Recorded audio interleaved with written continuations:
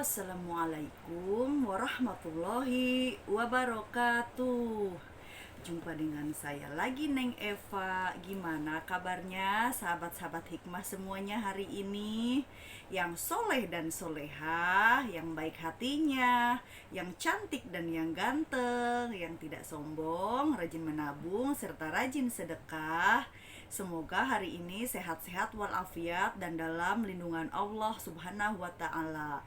Dan semoga kita semuanya mendapatkan kucuran rahmat, keberkahan, dan keridhoannya, serta mendapatkan syafaat baginda Rasulullah Shallallahu Alaihi Wasallam, baik ketika di dunia maupun di akhirat kelak.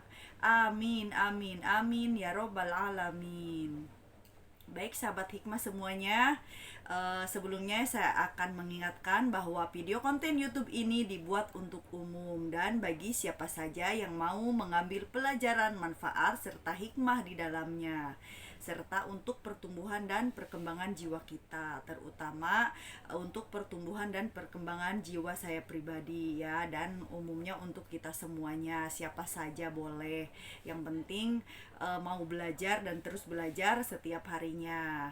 Dan juga saya akan mengingatkan bahwa video konten YouTube ini juga dibuat tidak untuk merendahkan siapapun dan tidak untuk menyinggung hati siapapun. Justru sebaliknya, di sini kita belajar berbenah jiwa, belajar menata jiwa ya, karena sampai kapanpun kita adalah pelajar di muka bumi ini. So, semangat terus belajar setiap harinya, belajar berbenah jiwa ya. Nah, sebelumnya kemarin-kemarin itu kan membahas tentang kebangkitan jiwa, lalu kesadaran jiwa, yang mana kesadaran jiwa itu untuk menuju ridho Allah Subhanahu wa Ta'ala, serta untuk bertawakal kepada Allah Subhanahu wa Ta'ala ya. Jadi kita itu setelah mengalami kebangkitan jiwa, digembleng jiwanya, baik itu dengan misalkan penyakit, dengan ujian, dengan masalah, dengan musibah, dengan kesenangan atau dengan apapun gitu kan, karena memang kebangkitan jiwa itu tidak hanya tekanan-tekanan batin, bahkan ada juga dengan kesenangan-kesenangan sehingga yang membuat kita terlena, akhirnya kita dijatuhkan kembali sama Allah, lalu kita dibangkitkan lagi untuk kesenangan yang lebih baik. Artinya apa? Mungkin ya kesenangannya itu yang kesenangan-kesenangan yang bentuknya itu ya lebih bermanfaat, lebih bermanfaat lah gitu ya. Ini kan umum gitu, saya bukan ngebahas ke situ sih, ini aja apa namanya, buat pembukaan aja gitu ya. Intinya kebangkitan jiwa itu tidak hanya diuji dengan kesakitan, tidak hanya diuji dengan penyakit, ujian ataupun musibah, bisa juga dalam bentuk kesenangan yang melenakan sehingga kita digembleng lagi jiwanya untuk lebih baik lagi gitu. Jadi setiap kita mau naik level, kita mau naik derajat, tentu kebangkitan jiwa itu akan selalu ada dan harus dibarengi dengan kesadaran jiwa.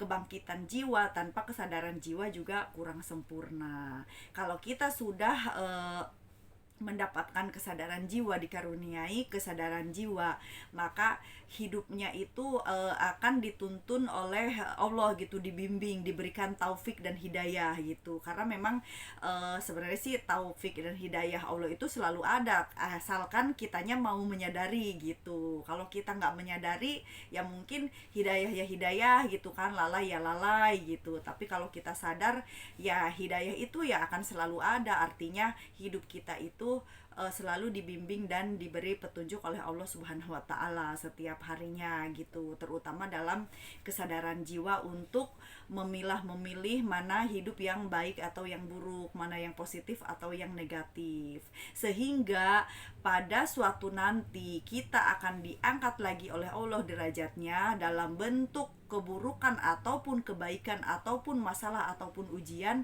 Hati kita itu tidak ke-trigger lagi oleh permasalahan tersebut, justru kita fokusnya itu kepada Allah yang maha memberikan permasalahan gitu ya. Nah, kalau kita sudah sadar ke arah sana gitu kan, tentu kita itu selalu ingin diridhoi oleh Allah Subhanahu wa Ta'ala dan selalu bertawakal kepadanya gitu.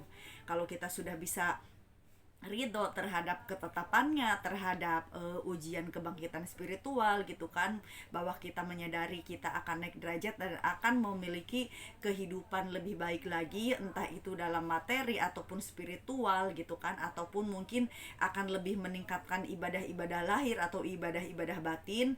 Nah, kalau kita sudah sadar ke situ, nanti diuji apapun kita itu akan tetap akan tetap ya lebih lebih berserah diri aja gitu, lebih bertawakal bahwasannya kita memang harus berserah kepada Allah Subhanahu wa taala. Jadi kitanya itu ridho atas ketetapannya gitu. Kalau orang sudah bertawakal, sudah ridho, insya Allah Allah pun ridho kepada orang tersebut. Semoga kita semua termasuk orang-orang yang diridhoi oleh Allah Subhanahu wa taala. Amin amin ya robbal alamin ya. Nah, sekarang saya akan membahas tentang kesadaran jiwa untuk bertawadu ya, bahwasannya kita memiliki kesadaran jiwa untuk bisa ridho, bisa bertawakal gitu kan atas izin Allah. Tentunya semua itu akan menimbulkan ketawaduan di dalam jiwa kita, di dalam hati kita. Yang mana orang tawadu itu adalah kebalikannya dari sombong ya. Kalau sombong itu ya kebalikannya dari tawadu. Artinya sombong itu berarti kan besar kepala gitu kan, selalu ingin unggul, selalu merasa lebih gitu kan. Nah, sedangkan tawadu ini adalah orang yang rendah hati ya. Rendah hati dengan rendah diri itu beda. Kalau rendah diri itu pesimis. Pesimis itu seolah-olah malah lebih ke kufur nikmat gitu ya. Tapi kalau rendah hati yaitu adalah pengertian dari tawadu atau terjemahan dari tawadu. Jadi hakikatnya orang yang tawadu itu yang menyadari bahwa dirinya itu tiada apa-apa, tidak bisa apa-apa tanpa kuasa Allah yang diberikan kepadanya atau tanpa kekuatan yang Allah berikan kepadanya gitu. Sehingga kita selalu sadar apapun yang terjadi dalam kehidupan kita, apapun yang kita saksikan, apapun yang kita hadapi, tentu semua itu Allah itu memberikan hikmah agar kita itu selalu merasa orang lain itu lebih baik dari diri kita gitu. Jadi kadang-kadang kan begini ya, seseorang itu kalau sudah mengalami kebangkitan jiwa tanpa disertai dengan kesadaran jiwa, mohon maaf kadang-kadang banyak sombongnya, apalagi tanpa dibarengi ilmu pengetahuan yang cenderung kepada kepada ya tentang spiritualitas atau psikologis atau tasawuf gitu ya. Itu kadang-kadang tanpa memahami ilmu kejiwaan, tanpa memahami tentang ibadah-ibadah batin, biasanya akan menimbulkan kesombongan. Tapi memang orang itu tetap diangkat derajatnya oleh Allah, tapi ada yang harus dibenahi lagi gitu. Nah, makanya kalau kita sudah ridho, sudah tawakal gitu kan, maka akan menimbulkan ketawaduan. Nah, itulah kesadaran yang benar-benar sadar tingkat tinggi gitu kan. Karena memang kita tawakal, kita ridho, tapi kalau hati kita tidak tawadu kepada Allah gitu ya, tidak memiliki ibadah batin tawadu, tidak kita sertakan di dalam hati kita bahwa ibadah batin tawadu itu sangat penting. Hati-hati, karena tawadu adalah kebalikannya dari rasa sombong gitu ya. Maka ya hati-hati saja gitu. Jadi intinya mah kalau kita belum tawadu itu kadang-kadang masih ada rasa kesombongan, karena sombong itu kebalikannya dari tawadu. Tapi kalau kita tawadu, bisa memandang orang lain lebih baik dari diri kita, kita sadar apa yang kita miliki, apa yang kita mampu, apa yang kelebihan apa yang Allah berikan kepada kita. Itu sebenarnya itu dalam hati kita itu selalu orang lain pun Allah berikan yang lebih baik daripada diri kita gitu. Misalkan orang itu, misalkan gini, kita ya udah saya bisa berserah kepada Allah gitu kan.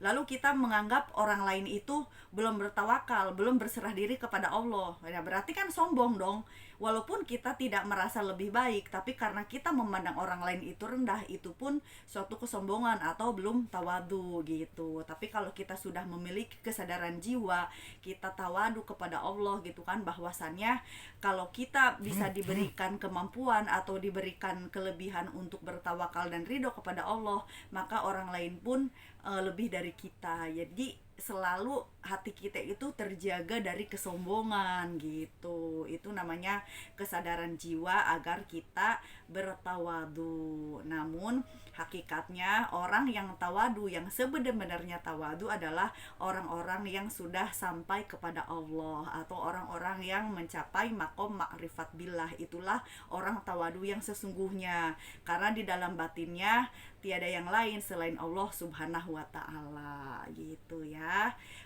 Cukup sekian ya, dan semoga bisa difahami. Saya mohon maaf kalau ada kekurangan dan kesalahan dalam menyampaikannya, karena saya hanya manusia biasa yang belajar dan terus belajar. Ambil baiknya dan buang buruknya, dan semoga bermanfaat. Minal aidin wal faidin, mohon maaf lahir dan batin. Wassalamualaikum warahmatullahi wabarakatuh. Orang baik pandai mengambil hikmah, sehat lahir batin is the best.